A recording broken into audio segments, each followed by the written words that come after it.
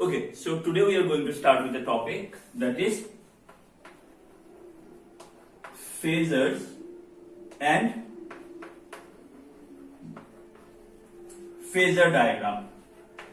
Now phasor diagram का और एक नाम होता है, it is also known as Argand diagram.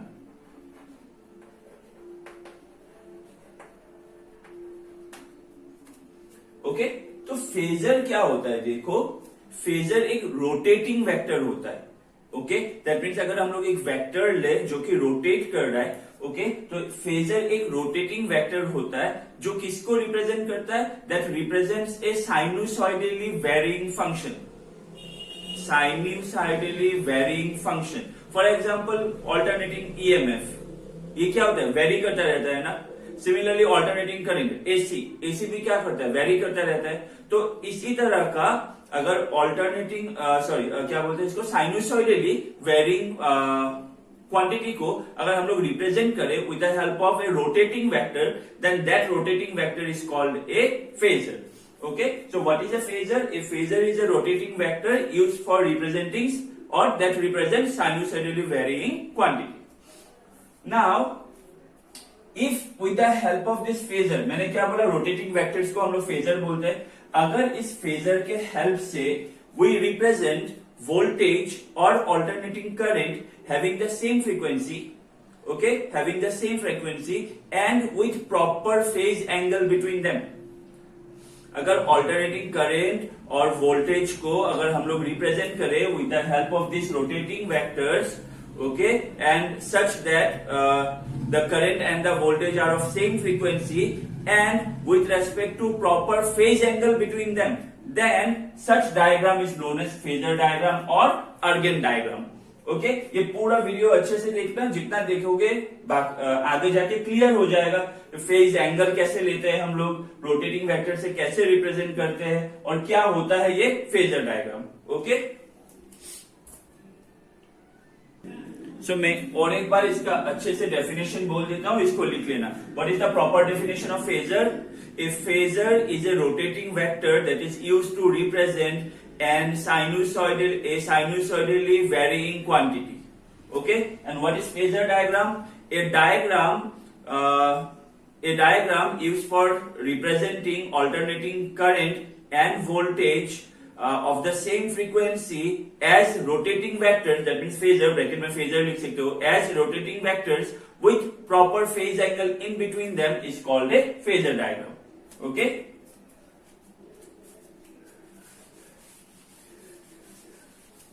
Now let us see number 1. अच्छे से देखना. Number 1, circuit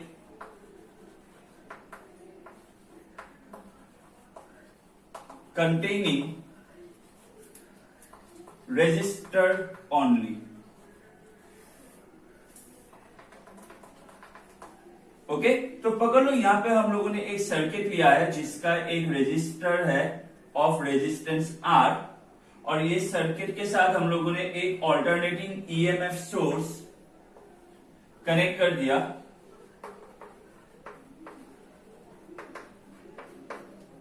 ओके, सो यहां पे हम लोग के पास एक ऑल्टरनेटिंग ईएमएफ सोर्स है और इस सर्किट में और कुछ नहीं है. क्या है? ओनली ए रेजिस्टर हैविंग रेजिस्टेंस R. तो ऐसे सर्किट को हम लोग बोलते हैं pure resistive circuit.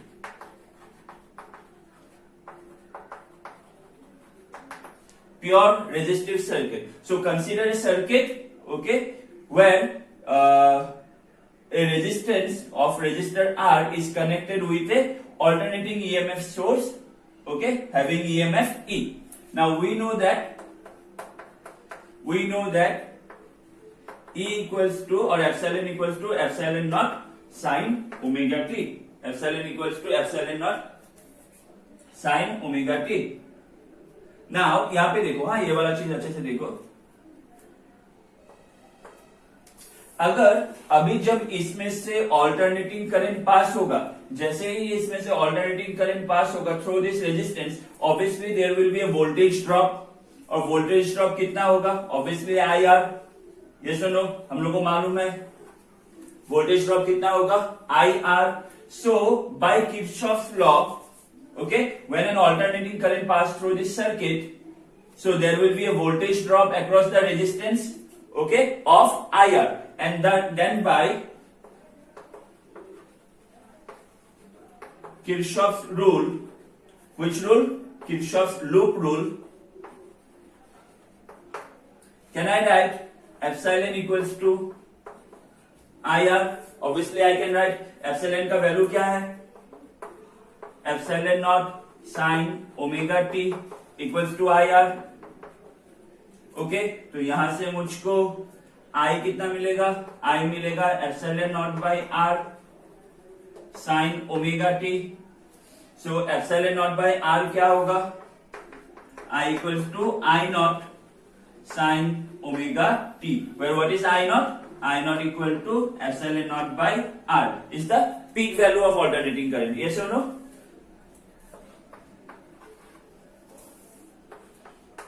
So equation number 1 देखो, epsilon equal to epsilon naught sin omega t, and equation number 2 देखो, I equal to I naught sin omega t. तो यहाँ पे sin कितना है? Omega T. यहाँ पे भी sin कितना है? Omega T. This means if we compare equation 1 and 2, we can say both EMF and current are in the same phase. Are in the same phase. Okay? Here both the alternating EMF and alternating current are in the same phase, as both of them are depending or varying, okay, with respect excuse me. So जैसे कि मैंने बोला, both EMF and current are in the same phase, and we can also say that EMF and current are the functions of sin omega t, are the function of sin omega t. Okay, so ये हो गया. This is for pure resistive circuit. Okay, so for pure resistive circuit, current and EMF are in the same phase.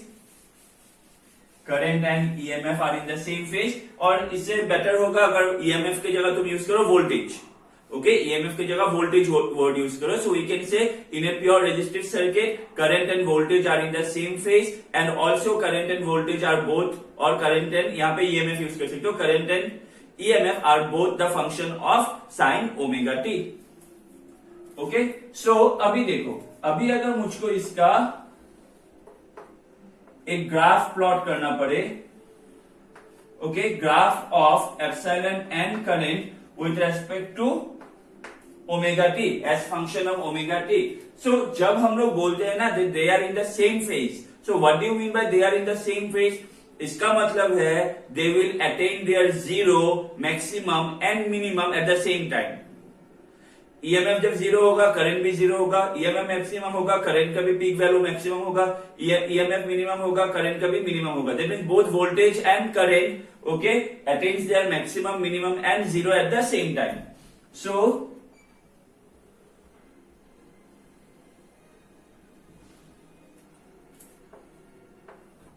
Zero, pi by two, pi, 3 pi by 2 ऐसे ही जाता रहता है. ठीक है, 2 पाई. Okay, सो ऐसे जाएगा 90, 180, 270, 360. ये एक कंप्लीट साइकिल मतलब 360 डिग्री. ओके, सो ये हो गया हम लोग का ईएमएफ का. ये मैक्सिमम वैल्यू है ना. ठीक है, तो ये होगा एप्सिलॉन नॉट.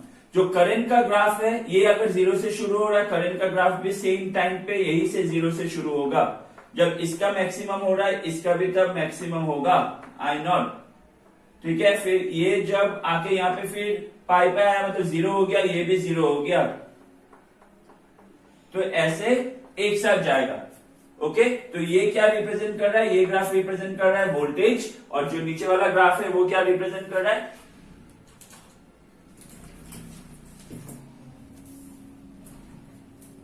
वो रिप्रेजेंट कर रहा है करंट. ओके, ये हो गया इसका maximum value epsilon not.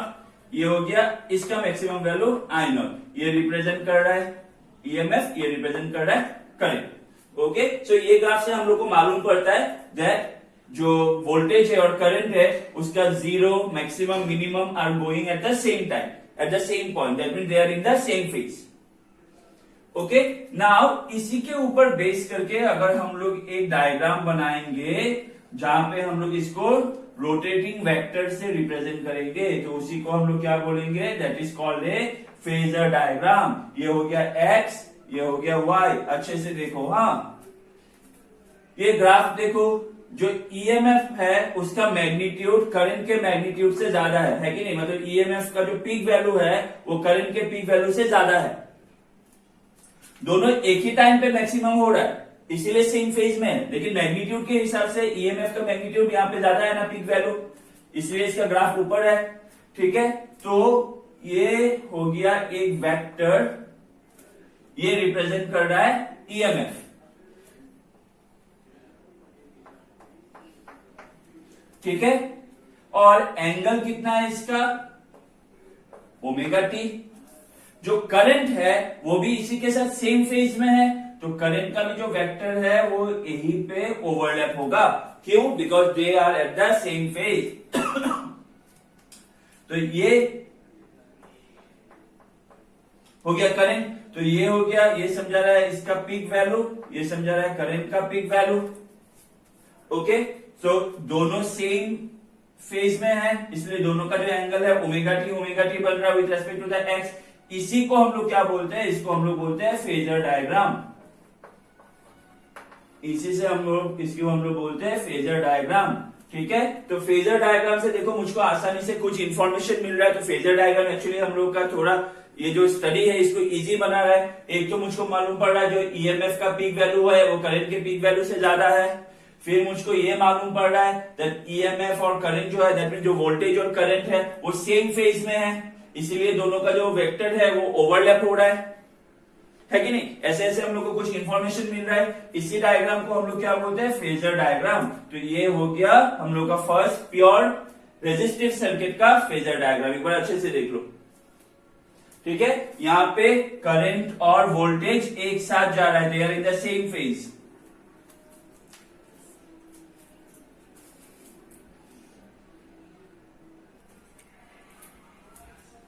Next number 2,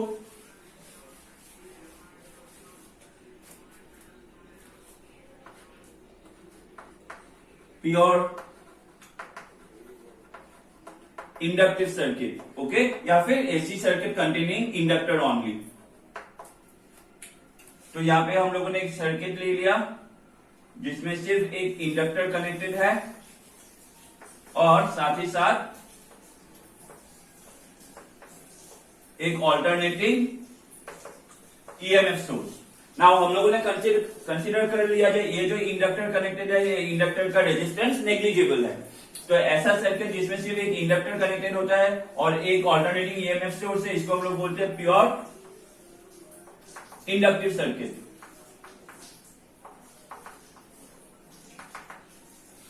okay, now जब इस सर्किट में से एक करंट पास होगा तो हम लोग को मालूम है जैसे ये इंडक्टर में से करंट पास होगा क्या होगा, इस इंडक्टर में एक ईएमएफ डेवलप होगा, सेल्फ इंडक्शन।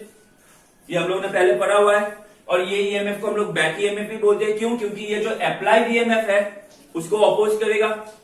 इंड्यूस ईएमएफ क्या करता है, अप्लाइड ईएमएफ को अपोज करता है कि नहीं।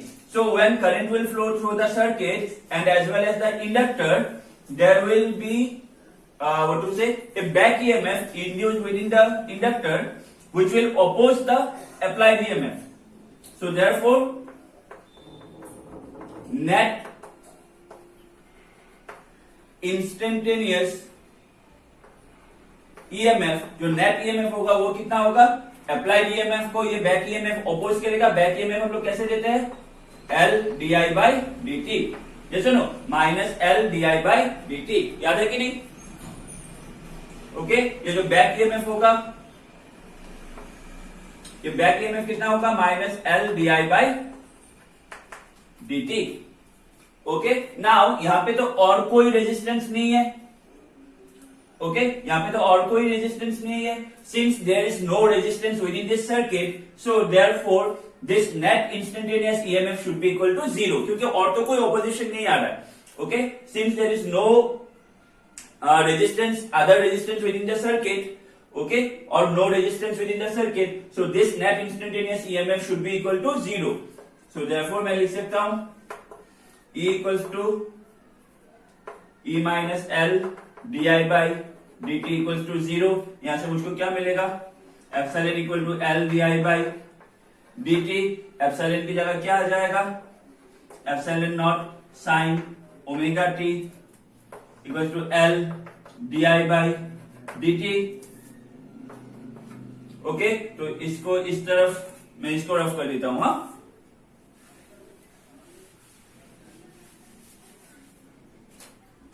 तो यहां से आ गया एप्सिलॉन नॉट, ये एल को यहां पे ले आओ डिवाइडेड बाय एल, और यहां पे है sign omega T, sign omega t, इसको क्रॉस मल्टीप्लाई कर दो, ये हो गया डी टी और ये हो गया डी आई।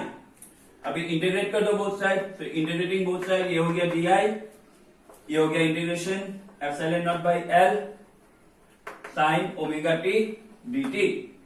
तो इंटीग्रेशन डी आई कितना मिलेगा, i epsilon naught by L constant बाहर आ गया, इंटीग्रेशन साइन ओमेगा टी क्या होता है, minus cos omega T divided by क्या आएगा, ये हम लोगों ने पहले किया हुआ है ओमेगा, तो उस ओमेगा को मैं यहां पे लिख रहा हूं डिवाइडेड बाय ओमेगा। तो ये आ गया प्लस यहां पे हम लोग एक दे देते हैं constant, what constant, integration constant.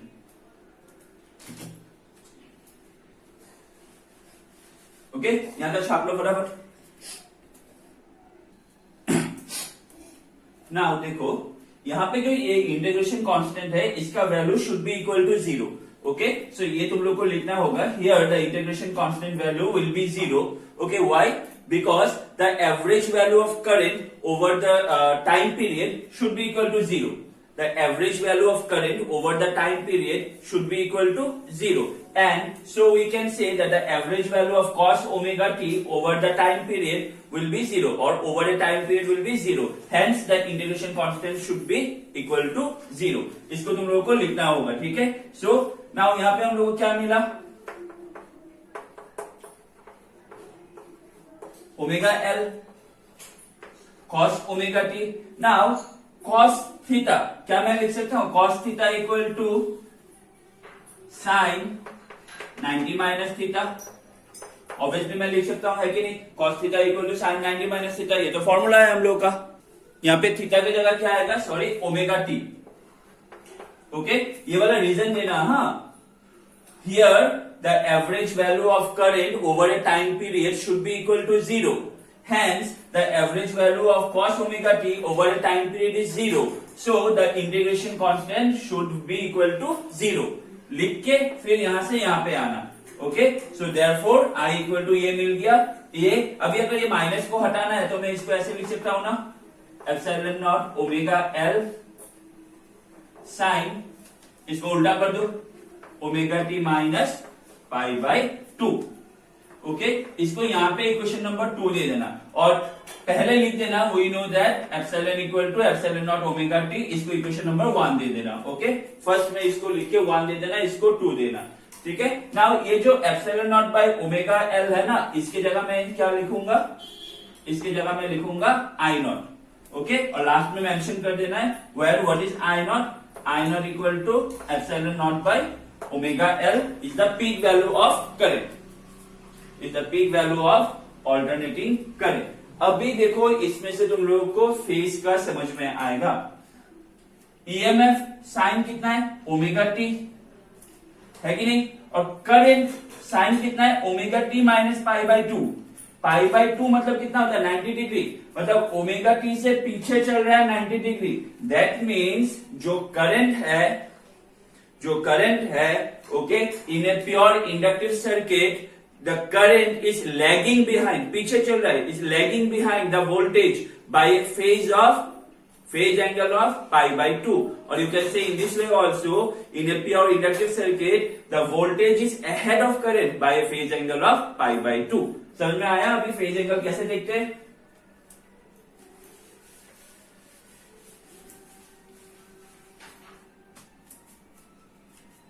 सो अगर इसका भी मुझको ग्राफ प्लॉट करना होगा, सो देखो ऑब्वियसली अभी जो ग्राफ है वो एक साथ मैक्सिमम मिनिमम और 0 नहीं होगा, क्योंकि फेज डिफरेंस है दोनों में, कितना का, पाई बाय 2 का, ये हो गया। तो यहां से पकड़ लो हम लोगों का जो ईएमएफ है वो शुरू हुआ तो यहाँ पे ईएमएफ 0, यहाँ पे ईएमएफ, ठीक है, या फिर मैं यहाँ पे लिख देता हूं, यहाँ पे पाई और यहाँ पे ईएमएफ 2 पाई। तो ऑब्वियसली ये जब 0 होगा, करंट तो पीछे चल रहा है, तो करंट हम लोग नेगेटिव से शुरू करेंगे, है कि नहीं? तो ये करंट नेगेटिव से शुरू हो रहा है।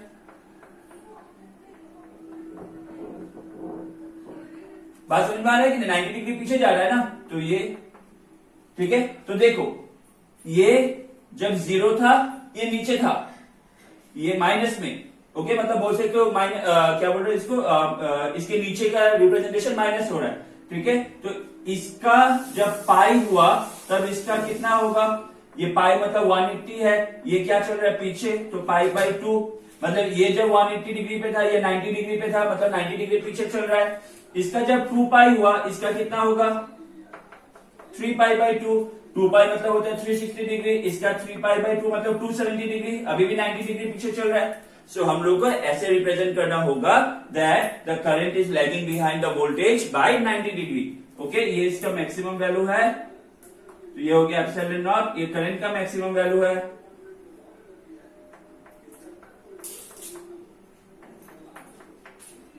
तो ये हो गया आई नॉट, ये वोल्टेज के लिए, ये करंट के लिए, ओके। तो ये 3 pi by 2। So now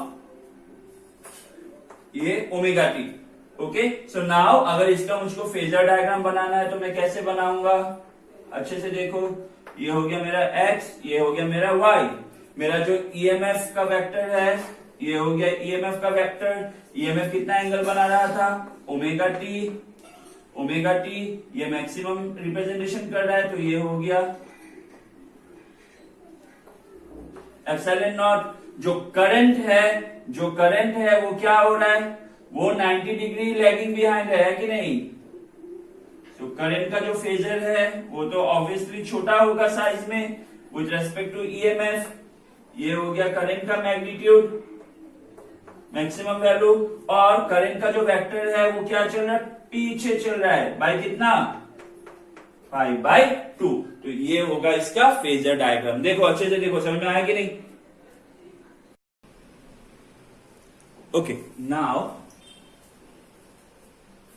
Okay, now let us see number 3, AC circuit containing a capacitor only या फिर pure capacitive circuit।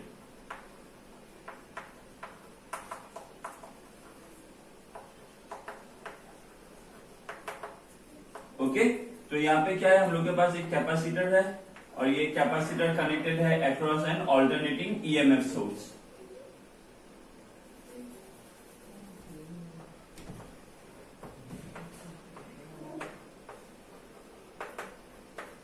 Okay, so consider a capacitor. Here we have taken the simplest capacitor, that is a parallel plate capacitor.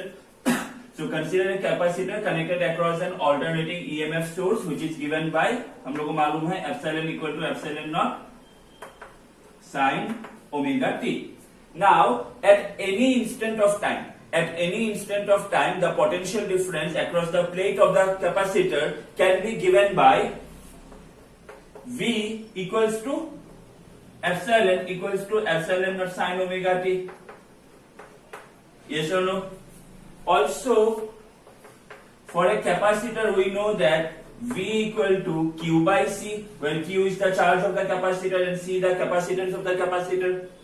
Okay, so यहां से अगर हम लोग को Q निकालना है तो Q इक्वल टू क्या मिलेगा मुझको, CV। That means Q equal to मैं क्या लिख सकता हूँ, C, V की जगह मैं लिख सकता हूँ epsilon naught sine omega T. ये सुनो, तो ये तो था वोल्टेज के लिए इक्वेशन। यहाँ पे हम लोग को Q मिला, therefore current at any instant of time, current का फॉर्मूला क्या था, I equal to d q by d t. तो इसको डिफरेंशिएट कर दो, I equals to d d t of Q की जगह क्या आएगा, C epsilon naught sine omega t. Now ये C एप्सिलॉन नॉट को बाहर ले आओ, so I equal to C epsilon naught बाहर आ गया। D d t of sine theta, DDT of sine theta क्या होता है, कॉस थीटा। ना देखो जब हम लोग इंटीग्रेशन करते हैं ओमेगा डिवाइड होता है, जब डिफरेंशिएशन करोगे ओमेगा आगे आके मल्टीप्लाई होगा। तो यहाँ पे differentiation of sine omega t क्या होगा, omega cos omega t. Okay,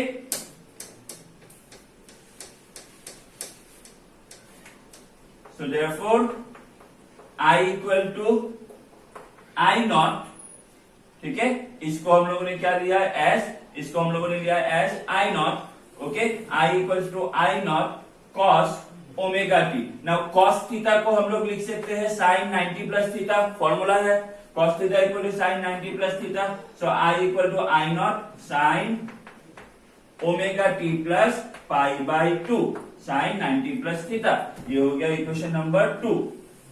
Okay, where what is I naught? I naught is the peak value of alternating current and I naught equal to omega c epsilon naught. Okay, इसको copy कर लो फटाफट। इसको हम ऐसे भी लिख सकते हैं, epsilon naught है ना, equals to epsilon naught by 1 by omega c। एक ही बात है, ओमेगा c ऊपर चला जाएगा तो यही मिलेगा।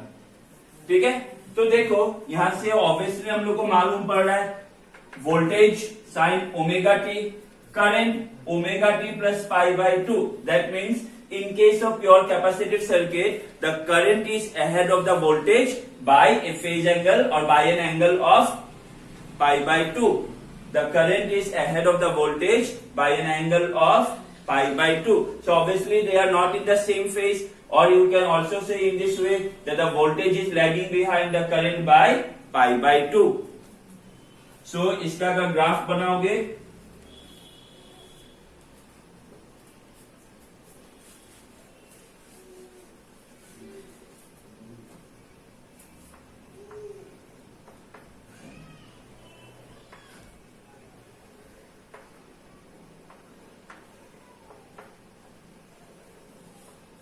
ओके,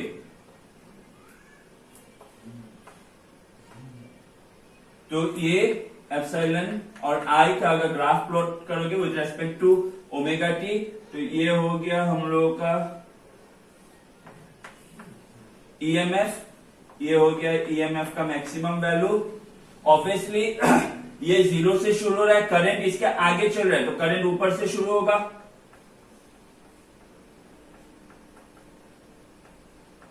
ये हो गया आई नॉट डायरेक्ट पीक वैल्यू से।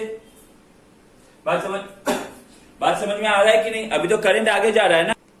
ओके, सो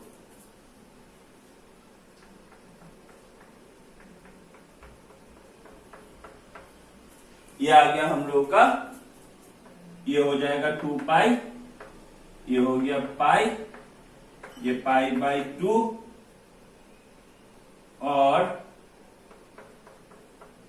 यहां पे ये 3 पाई बाई 2।